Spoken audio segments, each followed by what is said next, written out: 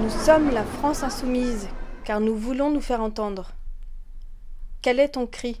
Alors moi j'en ai marre que dans ce pays, l'industrie de la culture qui est extrêmement florissante et notamment l'industrie du livre, nettement plus que celle de l'automobile par exemple, laisse crever ses auteurs et tout plein d'acteurs hyper importants et qui sont à la source même.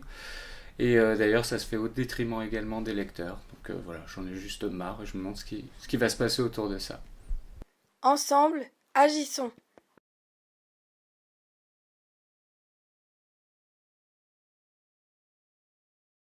Parce qu'on a parlé du statut des gens qui écrivent des livres de bande dessinée. Parce que ça s'appelle un livre. Quand vous parlez avec eux, personne dit un album, ils disent un livre.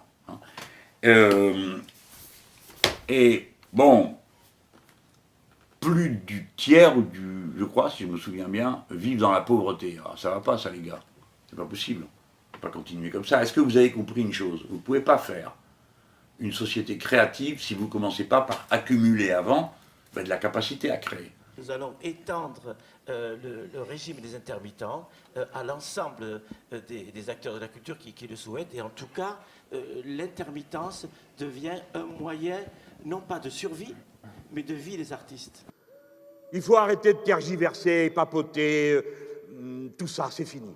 Il faut prendre un cap, il faut revenir à l'idée qu'il faut 1% de la richesse du pays consacrée à la culture, pour la développer, pour la répandre, pour l'inculquer. Voici la proposition.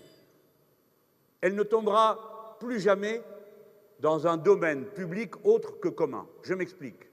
Sur ces œuvres sur lesquelles on ne perçoit plus de droits tels qu'ils sont aujourd'hui conçus, liés aux droits de la propriété intellectuelle.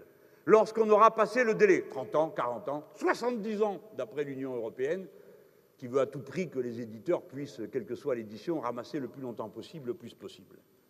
Eh bien, on mettrait les mêmes droits qu'avant, ou un peu moins, et ces droits seraient versés à une caisse qui alimenterait la situation sociale des créateurs. Cela s'appelle socialiser le domaine public de la création. Et la culture,